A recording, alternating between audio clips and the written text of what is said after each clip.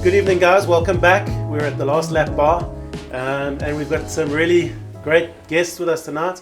Just quickly, I want to just run through a couple of things. Rob, my co-host, is unfortunately, it's his birthday. He turns 50. I think he's got his priorities all mixed up. He's had to go to a surprise birthday party rather than come and speak to Alfie and Brad. But Rob, happy birthday. And then to my son, Brock, also his birthday today. Happy 17th, my boy. And then, yeah, guys, just lots going on with regards to the event. Lots more sponsors on board. We're really having good traction here. Fox has come on board.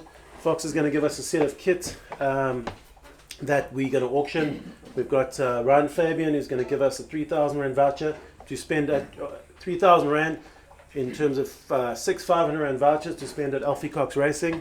We've got RBS coming on board. We just got really lots and lots of people gaining traction. I think you guys know about the title sponsors, which is my brother, SRG Motorsports. And we've got Portable Shade, which is Mark Ackerman. So they're going to be the main title sponsors. Okay. So everything is really looking fantastic. I mean, it's really cool. And again, it's just about passing on and helping the track, which we so much love. And we so much need in terms of motocross in South Africa. So just two thanks. I've got Terence Robinson here tonight from Dad on a Leash Media. He's actually sponsoring tonight. In terms of the videography. Okay. So have a look up Dad on a Leash. He's got some really great little projects that he does. He also does what you call a legacy story, which is a life story. As an example, he would come and record you as a life story. I think you would be a good candidate for it. But it's for parents out there, for just anyone you want to just keep and treasure their memories. So that's Dad on a Leash. That's Terence Robertson. He used to race. He was famous once for crashing on the SABC TV. He did used to ride. That's his claim to fame. But no, Terence is an avid motocross supporter. And thanks, Terence, for coming to do this for us. And then, just our regular guy, Evan, from Pacement Productions. Both of them have sponsored their times to do these events. And it's really, really worked out great. So, we've spoken about sponsors. Neil Stewart from Raceface, he is going to sponsor us as well. We've got ATM Chip Tuning, John Murdoch-Eaton. He's going to give us 10 by 1 litre 2-stroke oil for the 125 classes. Yes. So a lot of guys are coming on board with just, small stuff, but everything adds up, and that's what we want. And then we've got a lot of guys just adding some money to the pot. Kenneth Sturgeon, putting some money together for Sturgeon Towers. I don't know if you recall, Roy Sturgeon made the tower as it is. As it is, yeah. And we're going to be doing some upgrades to Sturgeon Towers. It's been a bit depleted, so Kenneth is gladly putting in some money for us for the Sturgeon Towers. The vintage guys are on board. Sean Kokomo has got a nice Myco 490, I don't know, something. So Sean Kokomo and the VMX guys are really keen on this event, and there's a lot of them coming to the event. There's a lot of enduro riders which was our target market, and that's also, it's great because we want to try and attract the enduro riders. We've got them coming, and a lot of guys are coming, promising by 30 guys on the line for the enduro class. So let's see. We want to get back to that.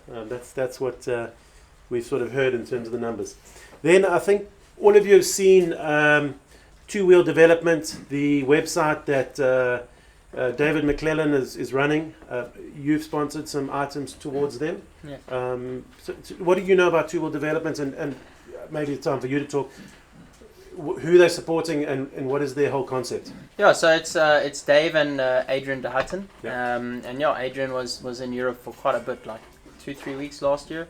And he got a whole bunch of gear from all the top MXGP stars and signed them. And it's auctioning stuff off. He got stuff from, guys from us, myself, Ross Branch, Cameron Giroux, Tristan Purden. So there's a lot of gear to buy on auction. I think you can buy it worldwide. Yeah. And it's to help the next generation, help them get overseas. As we know, it's 20 to 1. Yeah. Basically, if whether you go to England, whether you go to Europe, whether you go to America, it's between 17 and 20 something. So it really is expensive. We see it with Trey at the moment. He's dipping his foot into racing overseas. So all of it helps it to raise money. It's to say, okay, this guy's going overseas, maybe let's couple sets of some sets of gears are sold, here's some money, put it towards. So if anything helps, and I think it's really cool. Really, Adrian he's always helped the sport, and it's really cool what they want to do. So absolutely, and I think it's great that there's so many South Africans involved, and it's two-wheel development guys. Their whole concept obviously it's in dollars, so it is a website in dollars, but it was the format that we needed to promote. We've got those 2009 MX of Nation shirts that we are auctioning on their site. Neville Bradshaw, Tyler Ray, and Gareth Swanepoel, all signed by those three, gifted by Gunny Bullets. And we've got some other items. We've got Prado's pants, and we've got Carelli's pants that were also sponsored through Gear to Win, which is Bradley Greenwood. So guys, thanks very much. But I think just that development site, two-wheel development, I think it's run by guys who are really got the interest in heart of South African motocross, and when you talk to them, they really want to put back off. And I'm going to say, when you chat to them and they've got some guys that they're eyeing out, those are the right guys that we want to support as individuals. And I think from a South African point of view, like Brad was saying, it's 20-1, it's in dollars. Please share it far and wide. So Neville Bradshaw, I know you're on board with helping us promote your jerseys. Tyler Ray, Sam, if you can just promote your jerseys.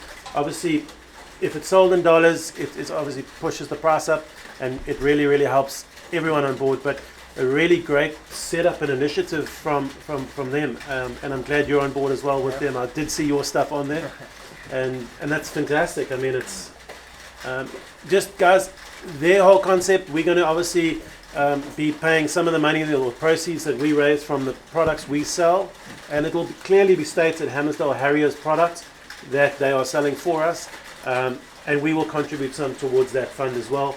And we are only too glad to support South African motocross. Yeah. So it's awesome. I mean, we're really looking forward to what can come of that. Okay, and then Alfie, lots of discussion around KTM in the last 2 weeks.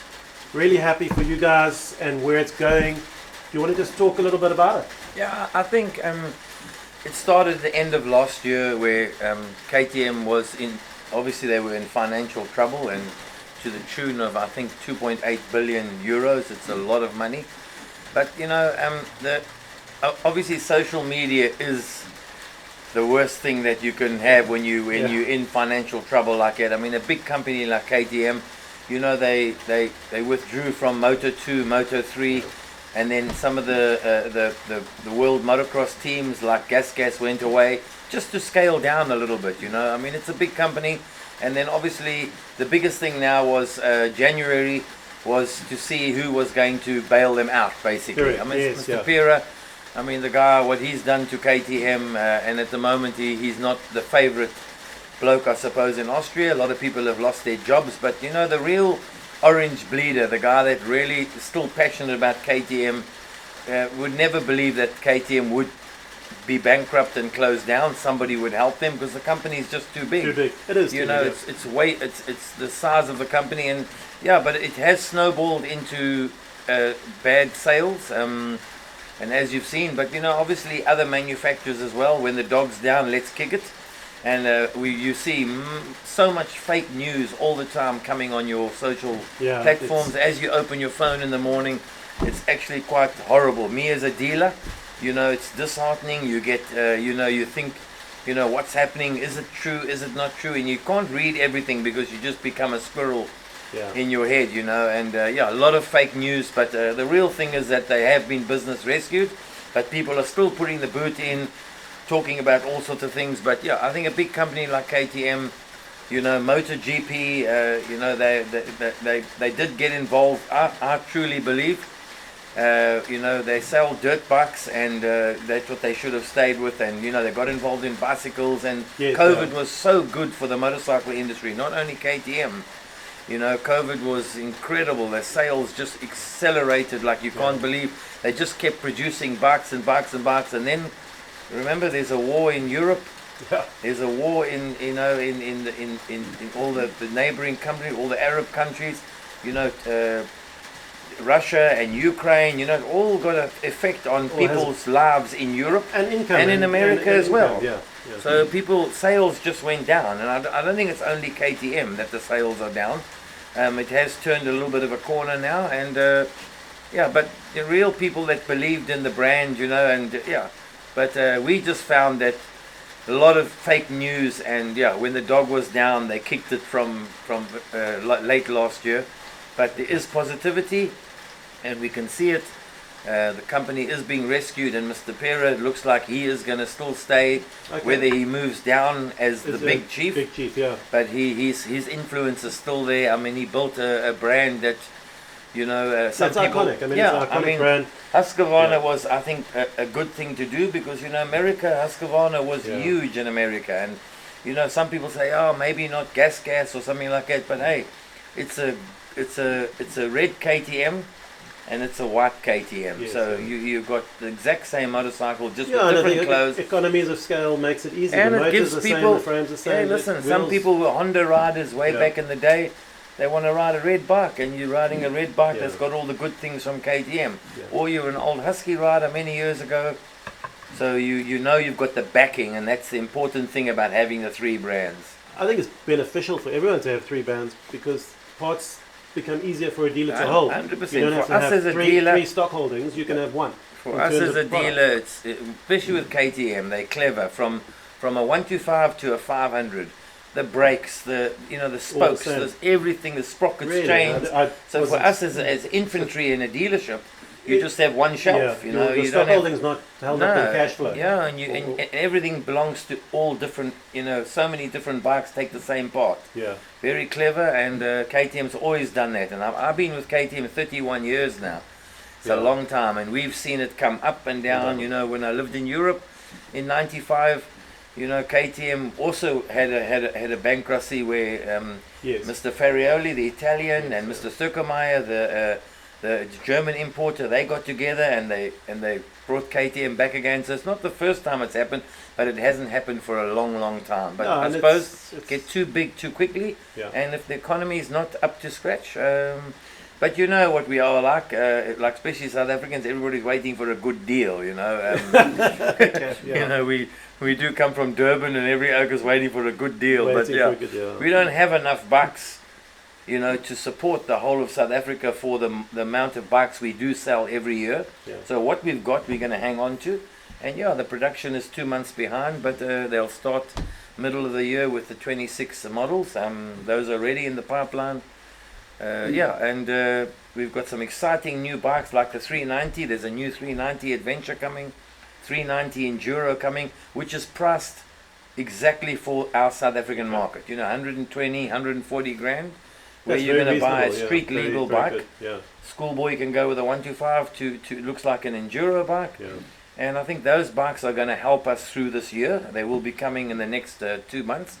Middle of the year we'll get bulk of it. 125 Schoolboy enduro, which is street legal, and there's also a 390, which is going to be, I think that's going to be the winner. It's a 390 Adventure, 140 grand. I've already got 23 orders, so I mean, I'm happy. Honestly, 23 guys that want to pay me tomorrow for the bikes, but we don't know whether it's next month, the month after. They are coming, and it's going to be our saving grace, because understand a dirt bike at the moment is 190 grand for a 300 to go and play in the valley with, you know. And you know, everybody's trying to school their kids, put food on the table, pay your bond. It's a little bit difficult to now ask mummy, can you go and buy a 190 grand 300? She'll say, go and buy one that's 20 years old, which is happening in the market. People are looking for 30 to 50 grand bikes. And you know, those bikes are already 10 years old. Quite a few of those around, I would assume. There's still a lot. I mean, there's a bike for everybody at the moment. Absolutely. Yeah, there is. But new bikes, there's only a few that are buying. But it will turn. I mean, the financial year has ended now. Obviously, some companies have done well. Some guys need to spend money, and it's the trend, I'm sure. But we have to stay positive. I mean, we're dealers, and we have to go to the shop every morning and hope and pray, and things definitely work out, even though we are in hard times. iconic brand. You Yeah, will be it's- fun. I mean, and you've got master salesman here on Facebook. Well, Brad, all I can say is keep doing it. It works. Just it's good. It's hard work, eh? It's quite something when you put yourself out there in front of people and talk, listen, and you know you're selling. You ask any fathers out there, how's your son doing in the company? You know, the answer's not what you want to have, but Brad is a good help.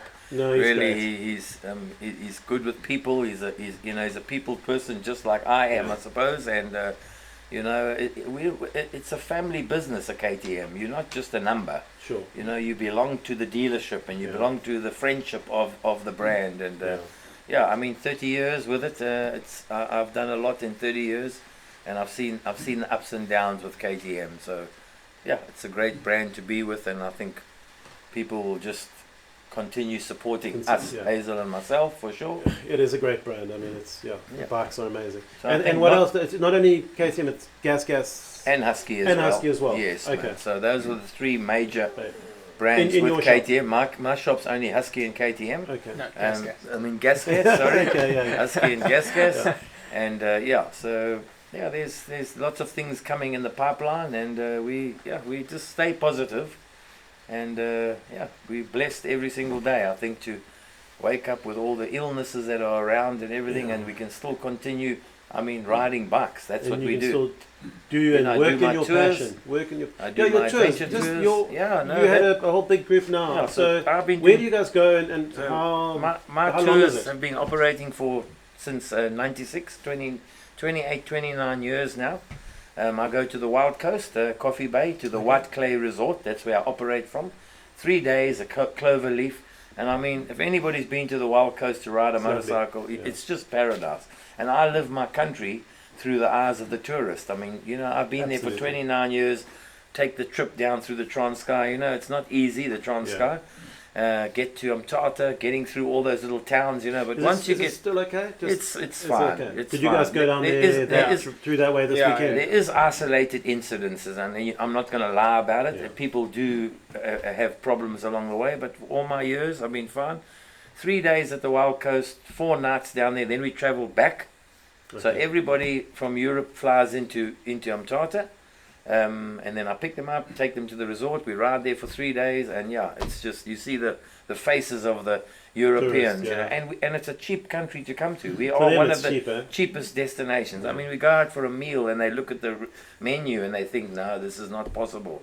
Because really, I mean, when you see how cheap our meat is Oh, no, compared to no. overseas, and the helpings we get, and then they come home to our place and our farm, and then Hazel looks after them in the B&B, and we do another 2 days, Valley of the Thousand Hills, or we go to Terry Wallet's farm in New Hanover, ride Oh, the okay. forest. There you go. Yeah, so it's a 5-day tour. But then I also take locals as well. A lot of South Africans, Joburg guys, where do they ride? They go to De Volt every weekend. Sorry for them, but we have got We've got beautiful country, yeah. the better riding. Yeah. So Joburg guys come down and we shoot to the Wild Coast. But there we only ride 2.5 days Okay. at the Wild Coast. And it's been going now 29 years. So, and I still do it.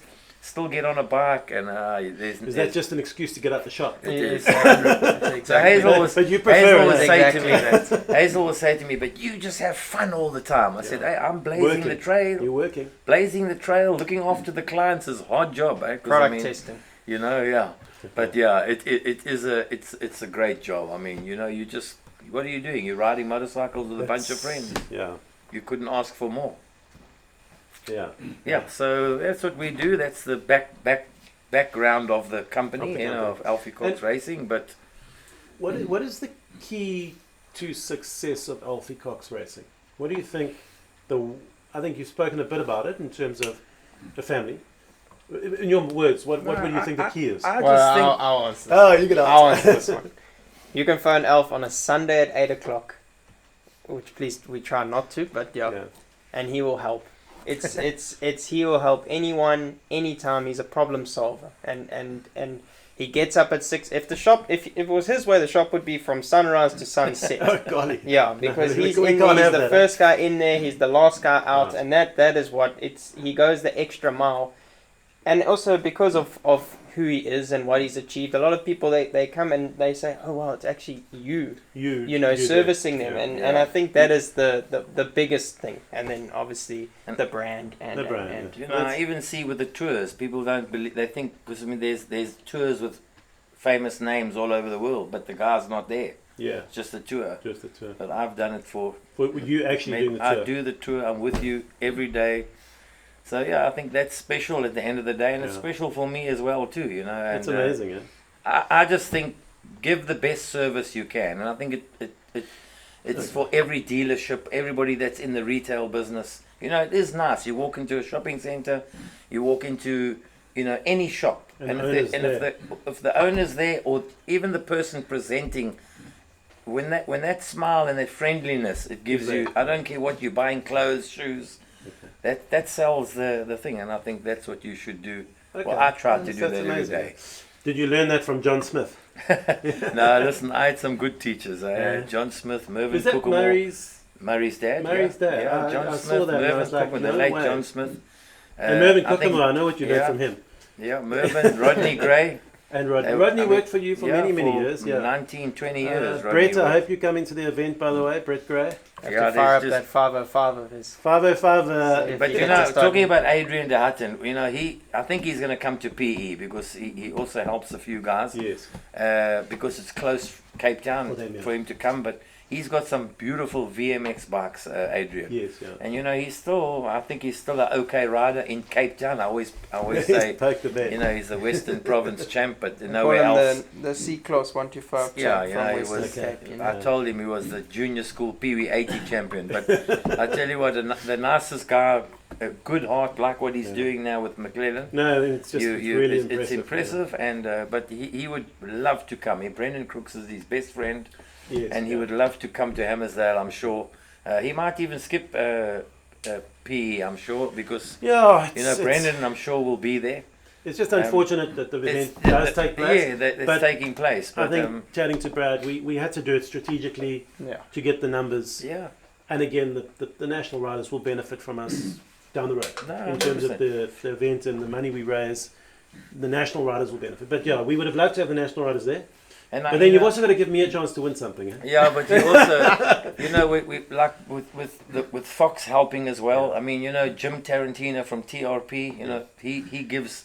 He sponsors National Motocross. Yeah. And I promise you, not taking nothing away from Fox. I'm sure if you give Jim a call, he'd only be happy to send some stuff. It's quite funny. I got a message 2 days ago from Yuri. No, not from.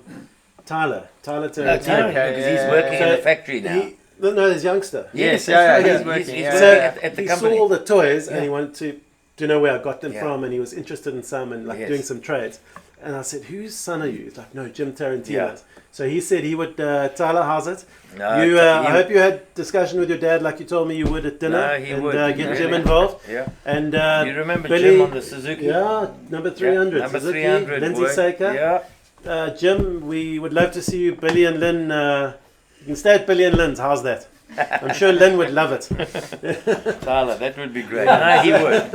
I mean, Jim knows Hammarsdale. Jim was fantastic with at Wasick and Jim Tarantino. Yeah. But funny things, Jim used to always, sometimes they have races at Ladysmith. We used to race at Ladysmith Bullet, And then one time Jim thought, no, he'll just pop over the mountain and come down, and there's a little race at Ladysmith, and he arrived there, Galway, Cox, all the Oaks, and we chowed him. And still today when he sees me, he talks about Ladysmith coming for the race. But Jim, I mean, what he's done for the sport as well is unbelievable. Jim's been amazing. Really amazing. Really amazing. And that's, so many brands. I mean, he's just got, he's probably a majority of the brands. But just supporting, he's happy to support, and he's a big supporter. So. I mean, there's some brands I've been with Jim now almost 17 years. Really, and it's a handshake agreement. It's like handshake agreement, and every year it's what is said is promised, and financially he's helped so many people like that. Incredible. And he's really incredible. But Tyler, I'm sure he's working on it already. Yeah, Tyler said to me he'd have a chat. So he will. It was funny out of the blue getting that, and I was like, "Are you Jim's son?" He's like, "Yeah, I'm Jim's son." He's also came out of school, didn't know what to do. Okay. Let them spread their wings a bit, and now he's helping in the company, which is great. That's amazing. Which is nice. So Okay, let's talk Roof of Africa. 9 wins, Alfie. What the hell? Why not 10? Listen, Come on, Alf. 10.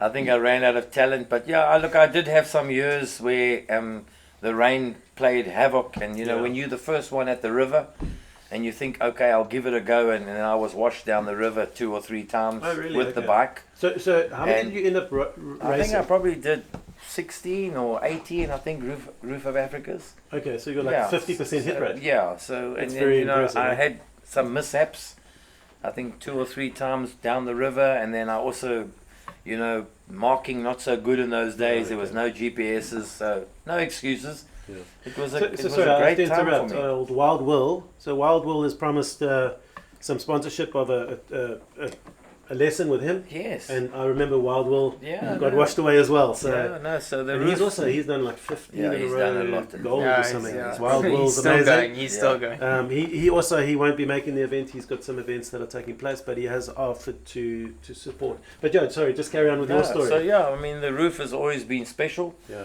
but you know, you always branch out to do other things. You know, there was the international 6-day enduro that everybody wants to go to. Absolutely. You know, but we couldn't go anywhere till '92. So you know, people don't know that. And you know, when I go and do motivational talks. We're going to Cape Town to the Cape Town. Kalani Is it racetrack. Kalani racetrack? wow. That's for lovely. the Western Province, I think they're prize giving. Yeah. And yeah, so You're gonna I'm go- on the panel for motivational talking since I started with the Dakar, Okay. and it's nice, you know, to tell your story. You're and an then, ambassador in for terms Red of- Bull, I'm a for Red Bull ambassador. Yeah. Okay. So I then you know tell the story. I mean, it is a story. I mean, It's a hell of a 'cause, you story. know, when you come from not being able to compete internationally because of the political situation. We had to wait until Mr. Mandela came out of prison, and then we could get a visa. All those type of things, you know, and you know, it hindered you because, you know, like them in their early 20s, they're at their peak, you know, between their 20s. I was in my late 20s before I could travel overseas. But, you know, the thing is, the story as well goes where you got to keep yourself motivated. So 20 years old, 25 years old, then you get to 30, and I mean, I raced till I was 43 years old. So you can imagine, every 5 to 10 years, you've got new whippersnappers coming, and to keep yourself motivated after 30 years old, and then you know, I only went to the first Dakar at 36, I think I was. So it was late in life. What age did you go to Dakar? It was 23, my first one. So that's one of the questions I want to ask is, you so young for a Dakar rider, is an older rider not? I think nowadays things have changed. We see it Has it? we see it in comrades. We see, because remember the comrades was you only went in when you're an old guy. 25, yeah. But now I just think the kids have developed so much faster than what we see it with. I mean, we see it in our shop. Kids 2.5 years old come buy the little electric 50. No ways. 2.5 years old. No, And they're riding it no problem. side No wheels. side wheels. Yeah. Boom. I mean, we rode peewees But I mean, with side wheels till we were 6 years old. rally does seem to be an older age group. No, it's changed. Definitely, now. it definitely is. But like But you who said, you you know, riding with, I everything. mean? Yeah. So Yeah. I mean, I'm definitely one of the youngest. I think there's only 4 of us that are, Okay. you know, in the top. Let's say 20, below the age of 30. But you see at Tour de France, people are winning at 21, 22 years old. So it's getting younger, but it's also changed in that, you know, with them it was 3 weeks. They rode these monstrosities of a bike, Monstrosities, these yeah. 660. I mean, we've got one in the showroom I at saw the that, moment, yeah. and it's the thing is, I look at it and I go, Have you ridden it? no, Is I it- haven't. is I'm it- too scared to. I don't think I'm man enough to ride that bike. But you know, we're on 450s. The bikes are so light. I mean, when my bike is low on fuel, I can jump it, I can scrub it, I can do it just like a motocross bike. And this, Amazing. it's a sprint now. You know, they had 3 weeks in Africa. They had long days. This year we had extremely long days, sort of similar to what they did. Yeah. But also the terrain is different. The whole race has changed, and really now it's a sprint. I mean, you've seen this year Chucky won with the biggest gap since 2015. Wow. You know, and in the last 3 years, so since I've been, the gap's never been more than 2 minutes at the end to win. So it's really everything's changing, like with all of that. So it's we go back completely to different. Hammarsdale say, like I believe, and still I believe it today, if you have a motocross background from the beginning, it will stead you into any type of sport. I mean, I was a motocross racer into an enduro racer, into a Baja racer. So, and motocross for sure, it teaches you, you know, your gears and your cogs, everything works at once. And I think for the youngsters now in the Dakar, coming from a motocross background, has to, and a lot more it has to help you. and Yes, it Ross. has to help you. I mean, I those know, are just some guys that have it come. just, you know, you're just in tune with the bike when Yeah. you're motocross rider. You know how to put it, where to jump it, you know, brakes, clutch, everything works in synchronization. And I think you're just a better rider, for sure you are. You're answering some of the questions I was going to ask. Alf. But I mean, Alf, one of my sort of vivid memories, I was about 9 or 10, and I saw this small guy on a red and white Yamaha riding around Hammarsdale racing, Yes. named Alfie Cox. And that's like one of the first things or memories I have of you racing, and obviously I realized who you were at the time. And then one of the other memories is playing video games, and Alfie Cox was in the Dakar, and I wanted to be Alfie Cox. But yeah, I mean, 1983 BP Yamaha. Yeah, Yamaha 83. Yeah. Gee, so Alfie started motocross. So, but Was that- 79 I started 79? motocross. Yeah, I only Okay. started late in life. I mean, they started riding at 4 years old, racing at 4 years old. I had to wait till I started working with Mr. Smith. 16 years 16 old. years old. So I think Hammarsdale was my first ride on a LT2 100. No, man. Battery ignition. I think Rodney organized me a bike. So it was basically like a delivery bike with a battery ignition. It was like a What's that, Yamaha RT 100. Yes, It yeah. was something like that. Wow. 2 shocks. 76, I think it was my first race at Hammarsdale. No way. Then we went to Yeah. High Stakes. We raced at High Stakes. So and then I started racing. I left school when I was 16, and then I started racing with Mr. Smith at Killibees. It was quite hard because you all get a 50cc at 16 years old, Yeah. and I still tell the story that my mom went to West Bank, and the 50 was only $399, I think, Yeah, 399 yeah. rand, and she went and financed it at West Wow, Bank okay. for $399. 3 months into working, John Smith said, if you want to ride motocross, sell the 50 and we get you a CR 125. 79. I mean, that was the bike. That was Can the you bike, imagine? eh? That's That before my red, time. that red No, rocket. that was the bike. That was yeah. the bike. A red Yeah, way rocket. before your time. Yeah, and my first year I won the Natal Championship, and then I went to race for Castrol So Honda. did John Mid-Macau. help you a lot? John in, helped in me. terms of coaching and No. that? Did No, you just I get don't on know, and I have a just- natural yeah. ability? Rolly Struckmeyer, we know the Okay, Struckmeyers, yeah. Jock Struckmeyer, the old builder. Okay. That's also the story that I had tell how Jeez. I started riding. And we were like 13 years old, and I used to go down to Rod Gray's dad's workshop, Jack Gray. And I remember Jeffrey Gray had that's Elsinores, and my job was to suck petrol. I'm surprised I'm not an addict today, because it had cable brakes, and so I used to suck the. Jeffrey was pedantic about a smooth throttle, brake and clutch had to be. You couldn't feel that cable, in other words. Wanted it to be And, clean. Yeah, and my job put the cable in petrol, and I used to suck the petrol up the until I just felt it on my lips, and then blow no, it back Alfie. again, clean those cables, and I that was my job after school. And I promise you, Jeffrey, he really appreciated what I did, and Rodney taught me all of that. But getting back to Rolly Struckmeyer, his dad, he had 2 KTMs, I think, in those days, 73, 74s, I think they were. They were like real motocross bikes, like Diago had that water-cooled 125s in those days. And then we used to go after school on the delivery bike. They lived near the quarry in Harrisburg, just by Prestbury. Shoot out into the quarry up to World's View, but Rolly used to smoke at 12 years old. Jeez, okay. Parents didn't know. Yeah. So it was good. I jumped on the back, and while Rolly was having a smoke, I was learning to ride. ride. That's how I learned to But ride. that's incredible that you became so successful so quickly. Yeah, so it was like start late in life, and then first year I just. Do you think that To also the helped track. your longevity by starting late? I think it did. I mean, but I think just your motivation. It's easy. If you're winning, you'll always keep yourself motivated. Correct. Up to 30 years old, I'd been overseas. I'd come back. I was still winning in South Africa. Then you're getting to 40 years old, and that's a hell of an age still to be Competing. in the top. In other No, words, absolutely. not riding in the Masters or the Veterans Yeah. class. You're racing Racing against the best. So keep yourself motivated, and training. To get yourself up training.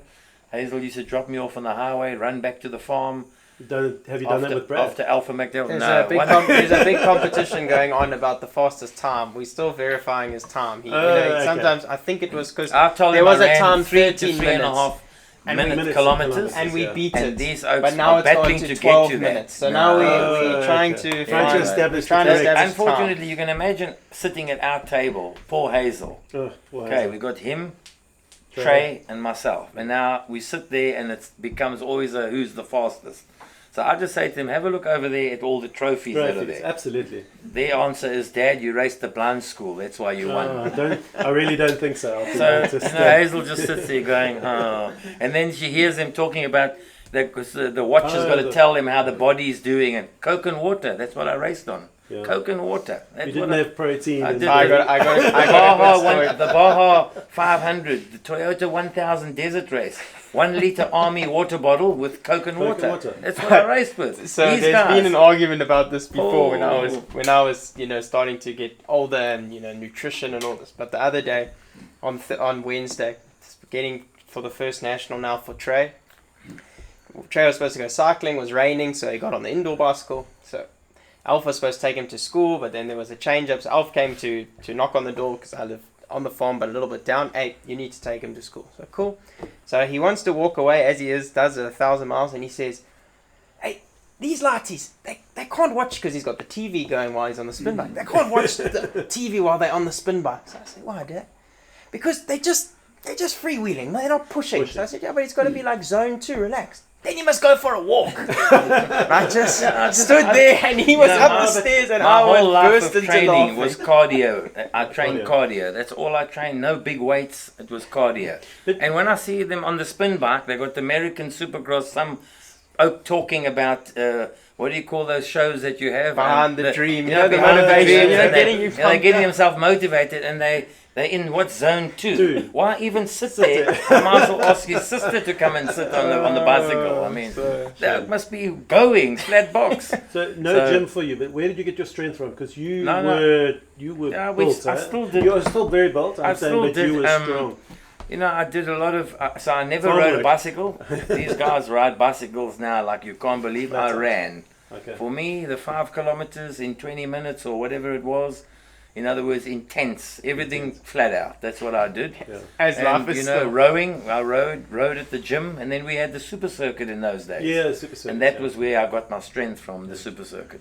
And then these guys are riding 3 times a week. Tuesday, you practice with Dearden. Thursday with Dearden, and then sometimes on Saturday. I arrived at the race. And rode. I worked. Alpha McDelta with Alec McDonald. No way. I didn't know I wasn't allowed to go and practice in the week. I had to go and race on the weekend. These oaks, hey, they don't know how lucky they are. Did you work in Pine Top? I worked in Park. Did you live in Pine Top? We Caterridge. So worked at Alpha McDelta. I was there for 7 or 8 years with Alec and Deanna. Yeah. From there, I used to run to Russell Wood's gym. Yes. Hazel used to come from by Knowles. Yeah, Hazel used to come from Mount Edgecombe. Wait for me at the gym. I was there like an hour. Jumped in the car. Back to Caterridge, threw me out on the highway, ran back to the farm. That was my training. But these oaks can't work because they got to fit their gym in. I said, boys, come on. So it is a contentious issue. I'm sure. Old and new, it is. It's very different though. It's very different because you've got to drink this and you've got to have enough sleep and you've got to don't work so hard, because. So it is different. Times have changed. Times have changed. Hazel just shakes her head when she looks at these clowns, honestly. When she goes shopping for the protein shakes. Yeah, I mean, no, she doesn't do that. You don't have a protein shake sponsor? Oh, yeah. I do, but... They're USN boys. USN boys, huh? These are USN boys. I told them Coke and water, but they don't believe me. But for me now, I just got to take the cramp tablets because when I ride too long, I get a bit of cramp. Yeah, but it's age. What can you do? But yeah, it's okay. But hey... Like I say, it's not all bad. No, it's not all bad. We're blessed to wake up in the morning, honestly. Yeah. To have good boys, I think, that are hopefully following in the footsteps. Well, they are, and Hazel and our time is to go with the boys racing. Absolutely, and enjoy it. I mean, it doesn't last. People a lot of people, you see them at the races say, hey, you're still at the races. Yeah, but I'm having fun with my kids. Absolutely. What are you doing? No, my one kid works on the boat.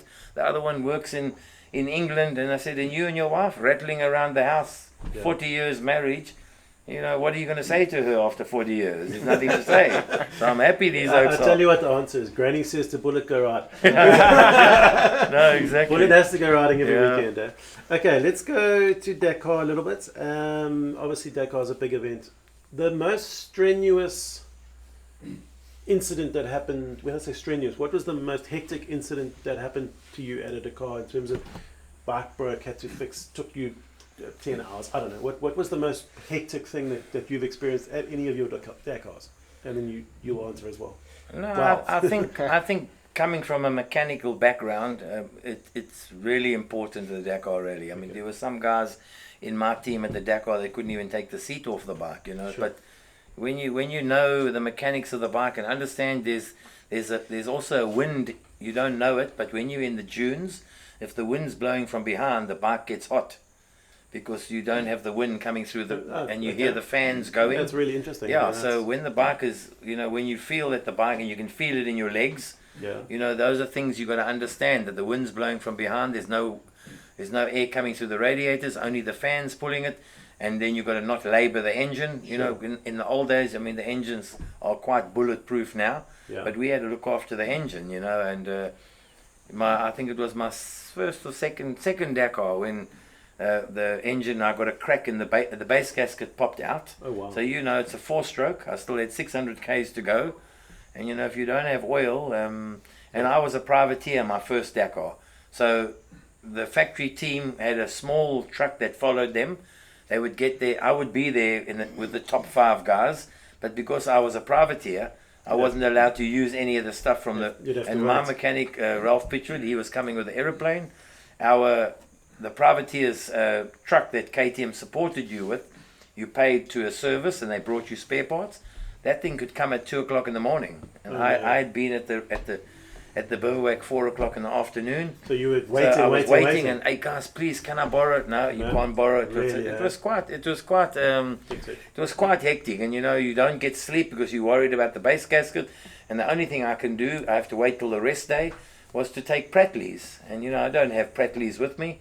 Wait for the truck to come, you know, sent a message to Ralph. Ralph arrived. Okay, let's patch the bottom of the barrel. Next day, all you're doing is watching to see that the oil's coming out. You know, and you've got to look after the engine because you've only got that engine. You know, come to the rest day. But it was quite funny the first year, and I always joke with Heinz Kindergartner. You know, he's the big name in Austria. He was like, before he was racing the Dakar, he was like the team manager, looking out and like couldn't get the spare parts. And I would say, Heinz, come on, man, because he'd come to try and beat me at the Roof of Africa in '96, I think '97. Those years he would come, but they didn't. They failed. They didn't beat us at the Roof. So, you know, we became good friends. And then, you know, being on the Dakar, me as a privateer, he you know, hey Heinz, please just lend me the oil so I can change the oil, do the filter. You know what I mean? I can take my wheel, lend me a tyre, I'll give you one back from the truck. When the truck comes. Everything was no. No way. 7 factory riders, second day, 1 guy out. Third, fourth day, next guy out. Next guy out. And I could see, hey, factory team is dwindling down now. And, you know, this Australian and myself, Andy Hayden, we were the 2 privateers that got KTMs because of my roof. They said, okay, there's a bike, and I was on the roof. And it was funny, man. I saw these guys, they're down to like 2 riders. No, they were down to 4 riders from 7, the factory KTM guys. And now it was coming to the rest day. And we talk about, you know, your dad always told you that you're going to kick your ass into Timbuktu. It is such a place as Timbuktu in Africa. Yeah. So the rest day was in Timbuktu. And I still remember it, man, coming into the rest day, pulling into bivouac, and I just see Heinz standing there and calling me, thinking, okay. So I ride up to him. He says, no, you can park the bike here. So I thought, buddy, what's the catch here? Red carpet out. No, you can park your bike here. Mechanic can use the spare parts. I said, okay. Now there's one condition. Don't send me an invoice for 1 spare part, because I didn't have the money. Sure. We went to the Dakar just paying the bare nest, and the rest we were going to worry about when we finished. Sure. And I was in 4th place. I did finish 4th the first year. Said, don't send me an account for the spare parts or any tires if you're going to put me here. No problem. And they lived up to their word, and That's they amazing, did it fourth the first year, and which changes things. And I got into the factory team after if you that. perform, you then get looked after, which is... So getting back to Brad, it is difficult. I mean, to be the son of Alfie Cox, I suppose it's difficult for him. I see it if I stand back when we get to the Dakar. There's still journalists that are at the Dakar that were with me. Yeah. And, the baby of Alfie Cox, and they like, so straight away now he has to perform. Yeah. And it's a lot of pressure for them, and they want to be able to do, especially Brad, I suppose he wants to do his own race, and put his mind away from all the press and the media. But wherever you go, yeah, you don't need that distraction. no, wherever you go, unfortunately, he's Alfie Cox's son, and it's even when he was racing motocross in Europe, it was tough. tough. I would say. I guess that's why I went motocross in the beginning, because it was what I did and I enjoyed and I was successful as a youngster. So, and I guess when I think about it now, I was a little bit, I used to call him Mr. Woods. Okay. Because he was the woods guy, I was the motocross guy. It looks good, you can whip, scrub, it looks way better than riding in the woods. And I guess I went that path because I was like, okay, he's there and this is my way. But in the end now, I've done a full 360, I'm walking right behind him. And I think I was about 16 or 17 when I actually was like, it doesn't really matter. I'm my own person and just lucky that he's my dad, Absolutely. And it's never really affected me. It is hard. The expectation and the pressure of, you can't just come to any race and just ride. You need to win. That's the expectation. You're a Cox. You need to be fast. I mean, you can't come to a fun day and not do well. Exactly. Yeah. So you can't go training and not ride fast. Yeah. It's So expectation. Going to Dakar was tough. With that, but it didn't. I must say it hasn't. I haven't let it get to me too much, but I do know that you need to twist that thing on the right a little bit when more. you talk about parents and emotions, when he came to us and said to Hazel, I was sitting at the table, he said, "Hey Dad, I'm going to the Dakar." I said, "Are you mad?" Yeah, I'm sure. We know how. I know how dangerous it is. We looked at each huge. other. I said to Hazel and I said, "Boy, you're on your own. We do not." We just don't have money to put for the Dakar. That's the full stop. No, I'll get it together. Yeah. Said, do you know how much money you need? So, people ask you these questions all the time. In our circles, we can find 80,000 Rand. It's not a problem, I'm sure. This guy, like what you're doing now, 80,000 in your circles. But when you've got to find 80,000 euros, then it becomes a different and it's story. 90 by the time you finished. Yeah. 1.6, 1.8 million Rand. Said, okay, boy, off you go. No problem. Blake McKenzie in Harrisburg organised a golf day. 40 Oaks arrived. Yeah. Next minute there was 300,000 Rand. It's amazing. And it just snowballed into. And I think the most special part was South Africa helped him to get to the first one, and South Africa helped me get to my first one. Yeah. And that changed it. I mean, I was going now not only for me, but there was, I think the first year I had maybe 20, 30 logos on the bike of people that had given $5,000, 10 grand, 10 grand, 100 grand, all of this it really came so fast. And before we knew it, I was to Morocco, and then I had to finish Morocco to get the entry for Dakar, and it was the last day of Morocco, and the ASO guy came to me and he said, "We'll see you on the start line at Dakar." And I said, "Oh, that's fantastic." But he was still short. I've only just paid for Morocco. I still need to find 350,000 Rand for Dakar. So when was it? My first year of Dakar in a car, because I've done 13 Dakars, so I've done 5 in a car. NASA was my teammate. We raced the X3, the BMW. So we spent time. Toyota's BMW, and then Nissan. So we spent time in Tunisia together, and him and I became good friends. So when we saw him in Morocco, I said, "Hey, Nasser, what about one of your overalls, your Toyota overall? He can auction it on Facebook." And one of the bosses from Toyota saw him auctioning it and said, "Hey, Brad, what's the story here?" "No, well, I'm short like 350,000, and Toyota stepped up to the plate, and he became a GR, Toyota Gazoo Racing." Yes. He became a brand ambassador for the last 3 years. And then they've literally funded they've been one of the biggest funders of my rally now for the last 3 years, and also it's put me up. I mean, I've got now a world championship from it, and I'm you know, in the top 10 of rally. rally riders Yeah, now, yeah. which is, and without them I would have never even got to that. No, Toyota have been That's close. unbelievable. So yeah, they. No, but if you just keep plugging away, So go buy working- Hilux. That's Is that the moral of story? Go buy Go buy Hilux. Hilux. Yeah. Okay. They support people. Okay. Okay. And then Brad, you had a nice big crash. How are you? What's the story with your neck? No, all fine. All Fine. fine. Yeah, it was it Came was out of nowhere, unfortunate. eh? Yeah, Came out of nowhere. that's what happened. It was you know, it's the risk we take. It's every day we put the helmet on, we know exactly what we're going for. And yeah, it literally like for 100 meters from the start, like I actually got up and I couldn't believe what had just happened. And it was just a step that was probably a ruler height, 30 centimeters. And it just kicked the bike perfectly where the fuel, we were 5 liters less in the fuel because of the liaison in the morning. We didn't have to refuel at the start. The refuel was 150k, so we could make it with fuel. And I just, the bike stepped a little bit before it. And I mean, I was really doing, I think I crashed at 90 or 93 k's an hour, the GPS says. And so, you know, quite fast. And it just, the fuel shifted. And yeah, the video has gone a bit viral, but it just, thank you, Ragdoll.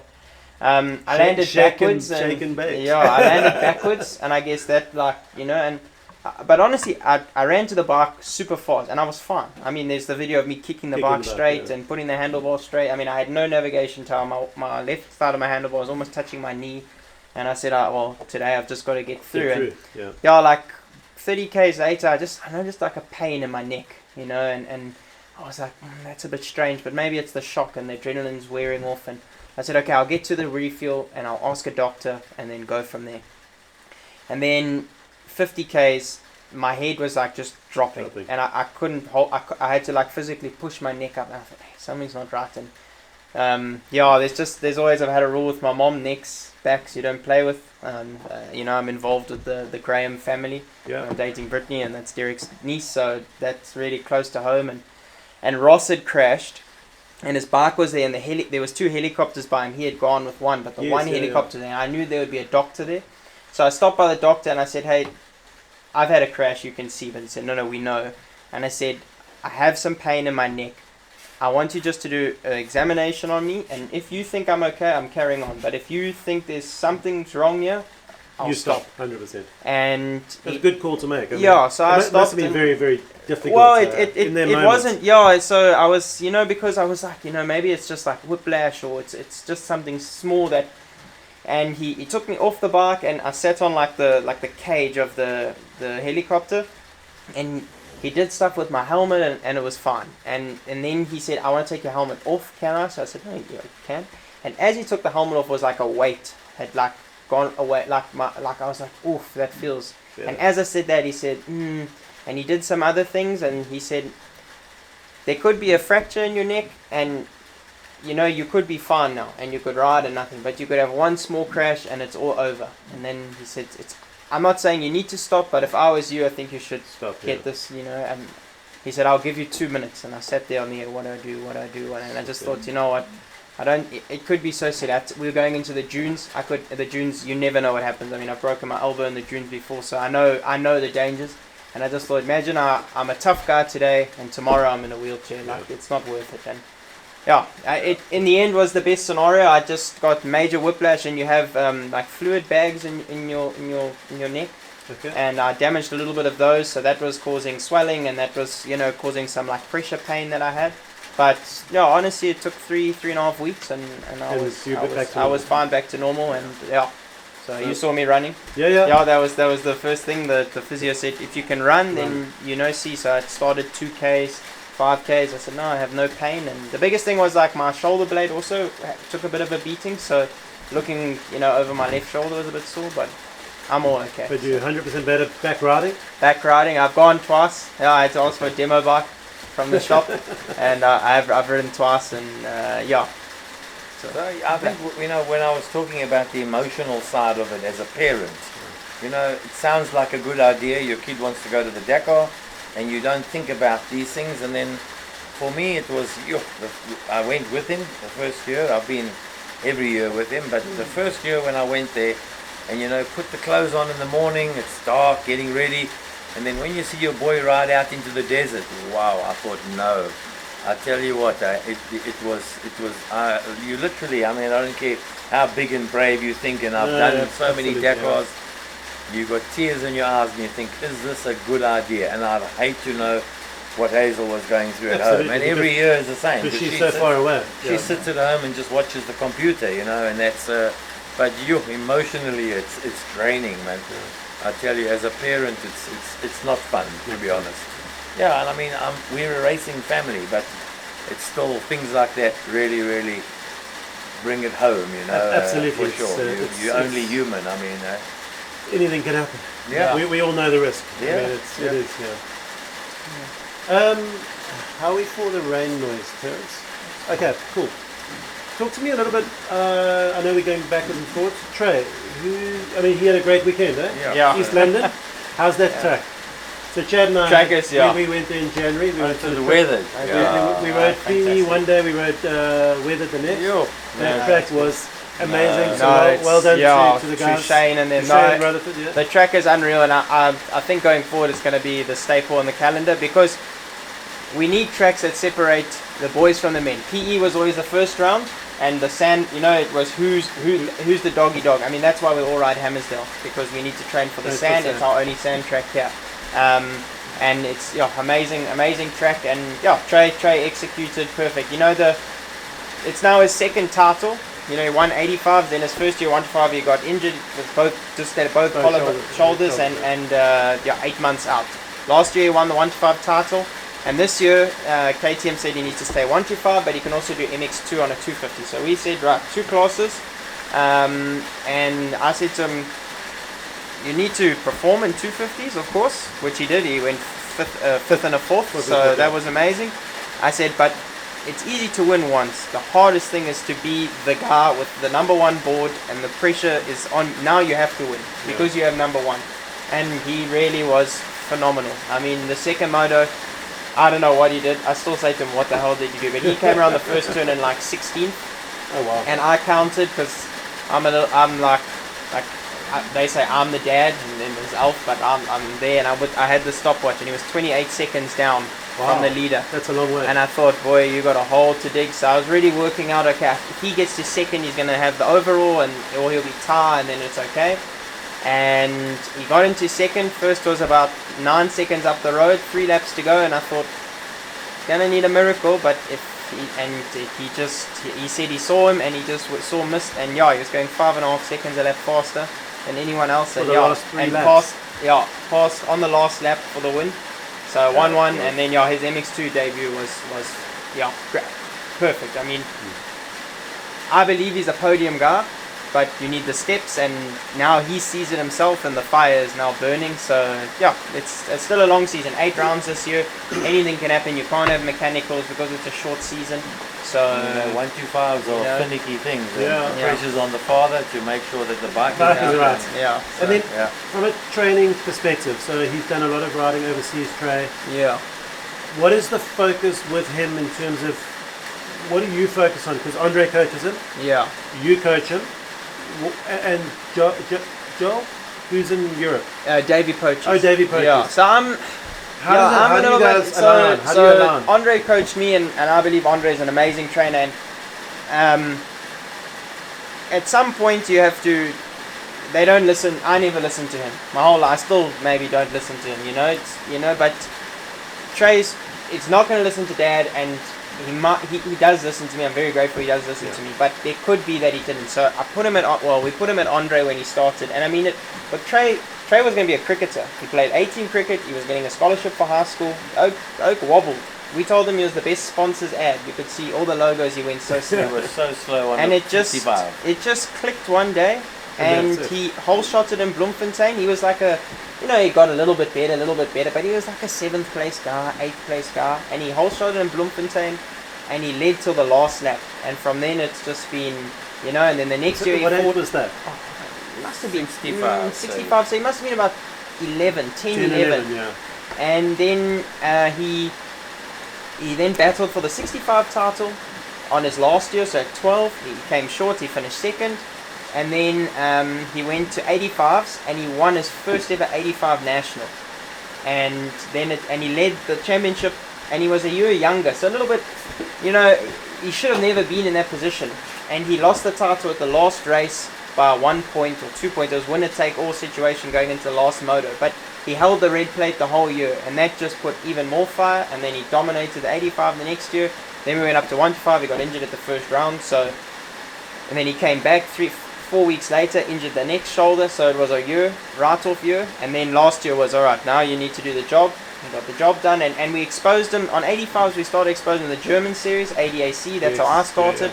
I went there and I got on the podium there, and that opened my door into Europe. So we did the same with him. Then he got injured. We missed that year, and then last year he went to some European races and then ADAC on the 125, and yeah, he qualified. To qualify is just, you know, huge. 90 kids arrive, only 40 make the main. That's crazy. And he put it straight in with the fastest lap. Straight into the main event, so that was like, wow, you know, we went to Junior Worlds. I mean, I've ridden rough sand tracks in my life, but I was so happy watching, and I thought, boy, today it was raining like hell. Yeah, it flooded the day before. Flooded the day before. It was so rough. There was a wave section where I'm so glad I don't have to hit, and he slotted in, only guy from the SA team to qualify. So he's obviously there's something. What will it go to? You never know with racing. But we give him the chance. We have the opportunity over there from my rally team. They give an amazing base. The same German team that helped me when I first went, Bert von Zitzewitz, they help him with a bike. So yeah, this year now we're going to focus on he can do the whole 125 ADAC championship, and then he's going to do 4 or 5 European and rounds. It doesn't conflict with it doesn't conflict. And but it's traveling. Yeah, so I'm like the manager. So Andre trains him. We have Davey Pochies in Europe that helps him. Davey was almost European 125 champion, broke his shoulder last round. European 85, European 125, almost world champion on a 125. So Davey's amazing. And Daryl, my job was that I love physical training. I have quite a nice understanding of it. John Wakefield, my trainer, has helped me. You know, every time I was injured, he said, you need to study physical training. You need to learn the science behind it, everything. So I really enjoy this. And at the end of last year, he's 16 years old. He's my brother. At some point, you know, you need to separate the relationship, a brother versus, you know, the coach. The coach, the race. The lines will get blurred. You know, so Daryl Fitzgerald now is his physical trainer, and it's been amazing. He has his program. He does it every day. I don't need to beg. I never had to beg him. He always, what I told him, he got up 4 o'clock in the morning before school, running shoes on, bicycles 4 on. 4 o'clock. 4 o'clock. In Cater Ridge. You know, went with me or by himself. So this was, you know, he's disciplined. He knows what he wants, and that's really important. Which we're so lucky because we got that straight from him. With what, you know, it didn't even have to really. We knew hard work. You know that saying, hard work beats talent when talent doesn't work hard. Yes, and he's got Daryl, he's got Andre, he's got Davey, and then I'm sort of the manager oversee. I give my 5 cents. And Alpha, and I just tell Alpha and Hayes, smile and wave. We're on this for the long ride. You thought you got out of it after me, but we're here for a long time. So no, but it's great to have some good people in your corner, and that's why I say, like, they've obviously got things that they're looking at to get them to the next level, because the row is now the next level. And I mean, he's finishing 4th to the row. That's amazing. So he's got a target in South Africa. And the level's high in South Africa. Like I always tell people, I mean, Duro goes to America and does. He qualifies and he does this. 25th. But let me tell you, if those same Americans came here to South Africans are fast in South Africa. In South Africa, we always seem to, and you know what it is? It's the shock to the system. It's 40 guys when you're only used to sometimes 15 on the line. It's a lot of things. But when someone can get it right, like Camden, like Grant, Tyler, Calvin, you know, when you can make it right, we already have such a good base here, and we are. South Africans are tough, you know, so generally they can grit it out, and Neville's done well in England, Purden's doing well in England, Cameron, I mean, qualifying at AMA Nationals, that's no easy task, you know. I said AMA is quite different in terms of the bikes, I think the bikes make a big difference. Yeah, I think so. Especially in 250, so maybe the 450s is a better bike to ride, but no, there is some good talent in South Africa. Our plan is that he goes to Europe, can hopefully get into a team going forward. You know, the German teams they're always looking for riders that they can nurture. The European series, obviously, there's so many. There's German and Dutch Championship. Hopefully he can get into the World Championship. And then, of course, we all want to race in America. You all want to be under the bright lights for Supercross. So this is a little bit, but I always say you need to go to Europe. You need to first. ride in the Europe minus first. degrees, the rain, the tough crap tracks. You need to go to the Eastern Bloc countries and get absolutely smoked by someone who has got mismatching gear, but they Yeah, are so yeah. fast on their home track, and you build this, and that makes the perfect. You know, it's a little bit. I guess the road to success. Everyone, they went South Africa, Europe, America. I think Europe is Yeah. the right way to go. But I think you also, the biggest thing for us is you don't burn bridges. You know, Yeah. that's why you eventually have such a nice network in Europe. You know, where we got Bert van Zitzewitz, we got Jürgen Schroeder, our family friend. You know, we got the Bass team, Brad's team in Holland. Yeah. You know, you welcome, you warm and welcome, and you get looked after. Where a guy will If you work lend hard you the and you sprinter, show lend you them- the camper, and you Yeah. pay your way. You don't ask Pay your for way and free. you show them you want to work. Yeah, and when Yeah. you leave, you don't leave any bills, and Yeah. and that for us has been Yeah. since Bradley's days, you know, and we got friends now from 30 years in Europe, and they're still friends. I mean, Crazy. Colin Dugmore, we see him. All the time. We Yeah. see him at the It's ADACs, really and nice, he's still yeah. have a chat and everything. So yeah, there's still. That's good. I think Trey's got a good trajectory going. No, and for he's sure. really it's a long, performing well. tough sport. It's hard, but yeah, if you have the chance, it's Only a it's few nice, make you it. know. But So if you Absolutely. don't try, you'll never know. no, so You know. Yeah, you've got to give it a good. He would wish he So- had a rich uncle, you know, where his dad could come and Okay. tour the world with him. But we've got a business to run, and that's the hard thing about it. We have to balance. Yeah. Brad has to go for some races. I can go for 2 weeks maybe. You know. But even that costs a lot of money. I know. I mean, it costs a lot of money. yeah. And, I'm quite lucky with my rally racing. Obviously, I've got a base there. I need to be in Europe for stuff, so we always tie in stuff, and yeah, it's yeah. Okay, so rally, what's the plan? Where are you allowed to talk? Are you allowed to say anything? No, at the moment, no. Okay, leave it, But that's fine. Leave it at that. There's something in the pipeline. There is something in the pipeline. Leave it at that. We won't press you. It'll be nice. I don't have a bike at the moment, and Okay. yeah, hopefully I will be It's on coming. a bike soon. It's coming. It will come. It's a patient game at the moment, Yeah. but yeah, it's coming, and it's exciting, and yeah, it's what I've dreamed of, and it's gonna help me prolong this rally career. And I mean, ultimately, you know, he's got second at Dakar, so he's the winner out of all of us with the trophy. So the only thing to one up him, to say, you know, now you're Brad's dad, I'm Yes, not Alfie's yeah. son, is to win this To race win one this day. race, yeah. But of course, you But need just I think a you lot must to take do your that, time, so- Brad. No, it's how yeah. old are you? 27. Yeah, I had to 27. think about that one. You've got time. Yeah, so I mean, we worked it out. It's The one manager told me after I crashed, and then, you know, when you come back into the bivouac, everyone, you know, that they know the dangers, everyone, you know, wishes you well. And the one manager said to me, you have 13 to 15 Dakars left in your career. And he said, no, it's No no rush. problem, you know. no rush. And you think like, Yeah. first of all, I think like, oof, sure, that's a lot of That's a lot of Dakar. that's a lot of mileage, but I mean, it is true, and Yeah. you know, it's just, it happens, and no regrets from this Dakar. My goal was to be one of the guys, and I was one of the guys in Absolutely. the first week, and this is, yeah, this, you know, to be one of the guys is how you get onto a team, and this has now worked out. So Okay, great. yeah. Just, yeah, it'll come. Just question for Dakar, liaison race. For some people, I mean, explain it a little bit. You So- do 600 Ks Yeah, so before you race. you generally, I mean, That's this like year, from here to Joburg. yeah, so a typical day is I wake up here, the bivouac's in Hillcrest. We ride from here to Nottingham Road, or from here to Harry Smith in a long term. In a long morning, can be to Harry Smith. Let's call it escort. Okay. Escort, okay? You get to the start. Now this is the start. Now you got to race from escort to Pretoria. Then you finish the stage. Sometimes it's short, under 100 Ks, but like one stage we did 250 in the morning. We did a 480 K stage. So now we're in Pretoria, we've done a loop in Pretoria, we're back in Pretoria. And now we go back to Harry Smith, 250 Ks liaison. all in So, a day. But what's your All in a average day. speed? no, so we capped it, we can't go faster than 120, so we cruise it like On the it- liaison. on the liaison, yeah. If you're doing 120 in the liaison, you're still in for an 8-hour day. Yeah, for yeah. sure. So most days I get up at 3:30, 4 o'clock, and I'm in the bivouac 3 o'clock, 4:30 the latest.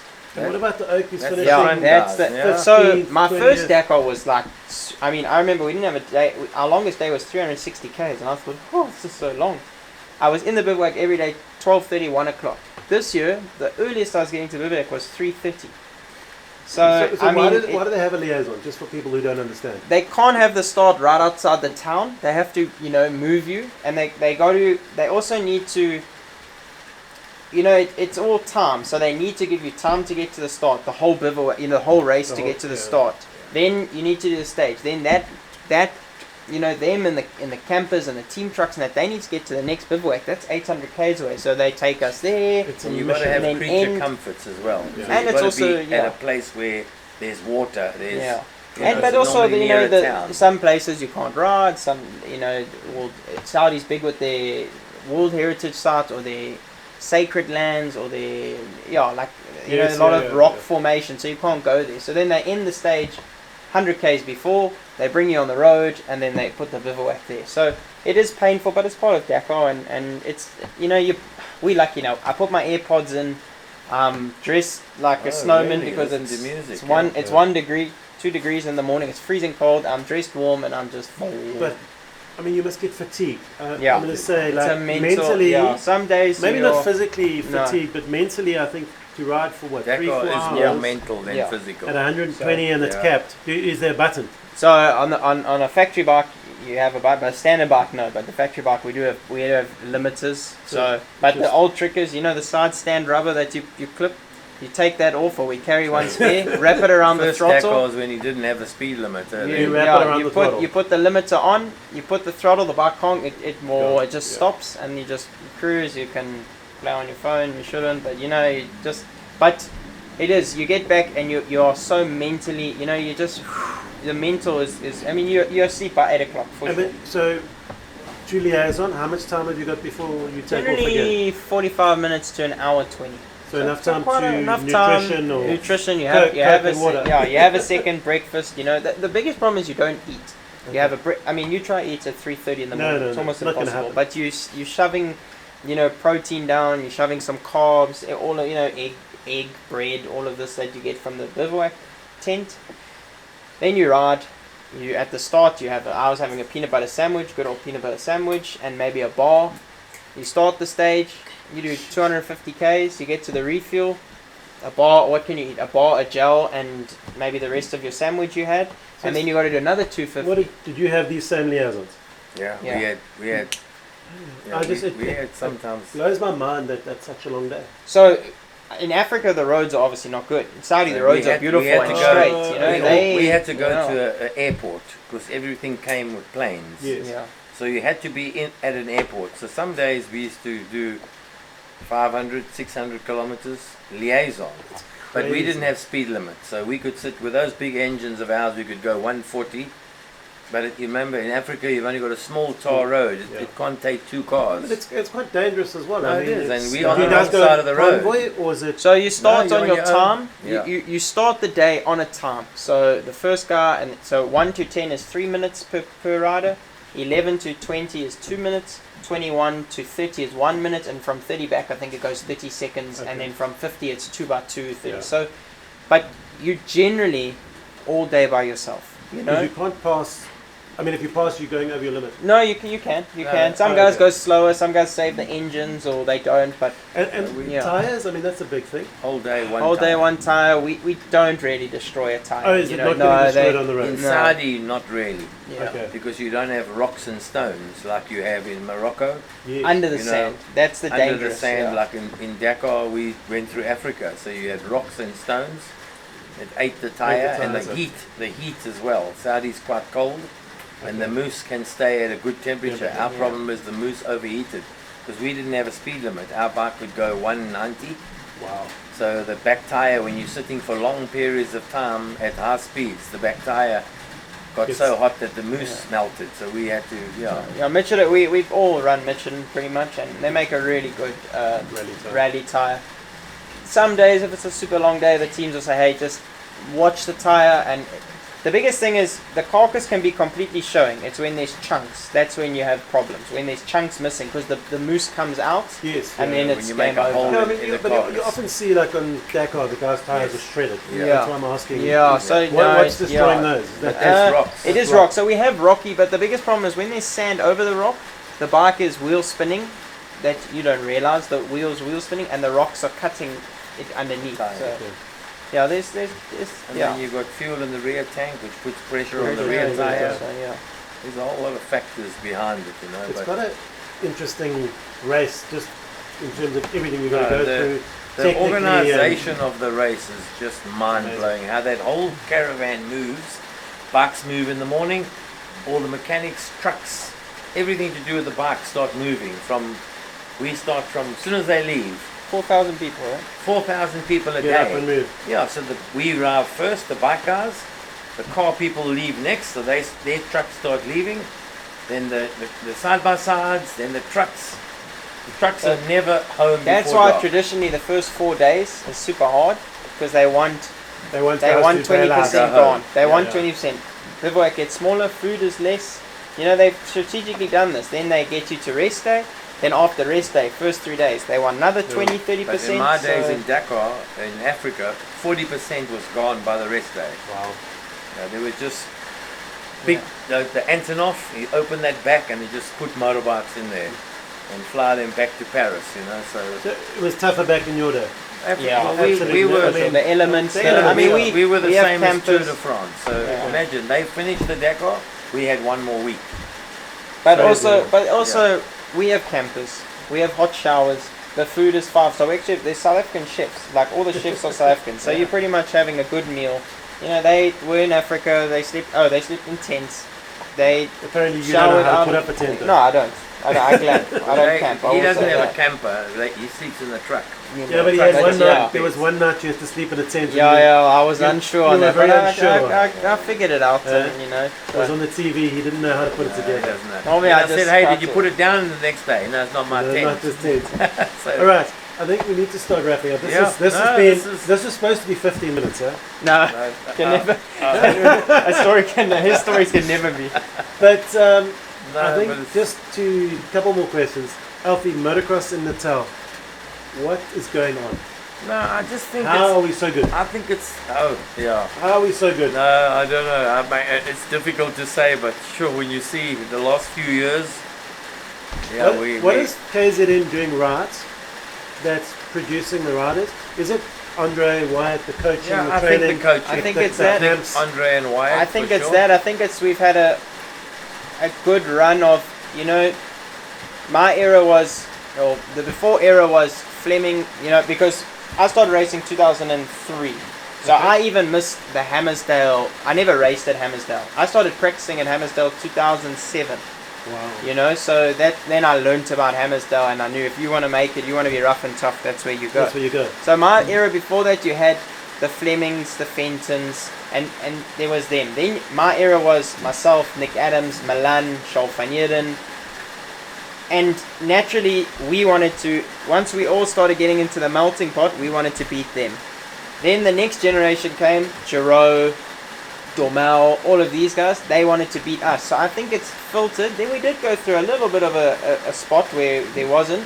And now it's my brother, Jordan van Wyk, Grundy, Tristan Giro, you know. Cameron Durant. You know, yeah. So then you go Kretzmann, Frosty Frosty Boys. Boys, Bircher. Yeah, So it's Bircher, starting, yeah. and although we have 3 tracks. We have Hammarsdale, Maritzburg, and Cato. We only have 3 tracks. We ride Maritzburg broken because Leon does a good job prepping it. Leon does a great job. We go to Hammarsdale when it rains and when we need to train for sand, and it's rough and that, and always, as we know, because it's rough most it's of rough, the time. tough, Yes, and yeah. we always say if you can do 30 minutes in Maritzburg, you need to be able to 30 minutes in Hammarsdale. And if Tuesday is like a race meeting, because you have the best of the best, you know. Just before the national, you know, I came home. They said, "How was practice?" I took Trey, and I said, it was like a national. Crazy. Proctor, Grundy, Giro, Trey, Okay. Van Wyk, Bircher, Frost. Crazy. Everyone was there, you know. Ross McKenzie on the 65. Everyone, the top dogs of the sport of now was there practicing, and it was stopwatch national, and You need to show up and be, I'm the guy. So I mean, it was, you could just see it was who can go the fastest, you know, and it obviously there's, you know, there's who's the guy of the day, and everyone's got their stopwatch out, and I think this is the internal battle that is going on in the week is what's producing it on the weekend. It's actually helping the weekends. Well, and I always say, the weeks must be hard, the weekends must be easy. Yeah. And this is what it is. 250s was the road. Grundy, Proctor, Trey. Party, then Trey. But we like to say we adopt Party bit. He comes down here quite a bit, but yeah. I mean, that's just 4 out of 5 in MX2. And then 80s is 3 out of 3 out of 3. 3 out of 3. You know, and then 65 was Ross one. 50s Travis Hart one. Did Travis win? Yeah, and you know, 1-1. That's amazing. I mean, you know, you always remember your first 1-1. That's well done, special. Travis. And I said to his dad, listen, I promise you, I saw what I watched last year. He was knocking on the door podiums, you know, and then every now and again a fourth, he would get a second or a third, and I said, wait your turn, because you could see that the guy that was in front, he was already riding a 65. Yes, because they're just too big for the bike, but a little bit more experienced, and wow, 2 races. And this is the next generation, because you know he comes from the Stegen family, He's the Stegen, and so now it just all starts like this, starts like this. So look, KZN's in a good place, and that's why we need Hammarsdale. Yep. No, it is. Off the topic, what's the longest moto you've done at Hammarsdale ever? 1 hour. You were there. 1 hour. In 40 degrees. In 40 degrees, I remember that. I had to you put a camelback, mad. and we had. I said to you when I waved my hand, have the fuel can, put fuel, took some water, and 1 hour. That's amazing, eh? Yeah. But in terms of that preparation, is that kind of the preparation you need to do for a Dakar? Not really. Is it that? It's not that intense. But this I was training for the beach race in Holland, Red Bull Knockout. I needed to. You race for an hour and a half or 2 hours. So I needed to do. I just wanted to know what I was sort of in for. Feeling. And I mean, honestly, my training for Dakar it's actually more intense because the day's long and your heart rate's pretty mellow all day, but there needs to be a time where, okay, for 50 Ks I need to hammer, or you need to know till the refuel I need to, when can you attack? I need to attack and see where I am. Okay, like the stage 3, my day that got me in the end, but that I almost won. I had such a good feeling in the morning, so I said, okay, keep this till the refuel. I got to the refuel, I saw I was 1.5 minutes in the lead. Okay, now I just need to control this. So, and then like a bat out of hell the whole way the next 150 Ks, because I said just go with the feeling you've had. That clearly was good enough.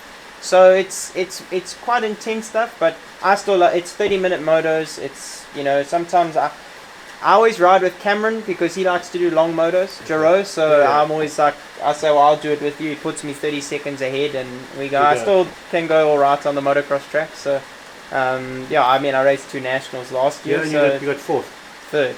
You got 3rd. I got 3rd. MX1. I was like, first moto I was 4th. They went 4-3, 4-3. So, but so I still enjoy motocross, but you've got to obviously limit the dangers. Yeah, I mean, how do you manage that danger? Even in Dakar, you talk about going for 8 hours. How do you manage that? Like you say, like you've got to be so mindful all day on. All day. You have to be in tune to the road book. I mean, you can't. The road book is you cannot leave the road book.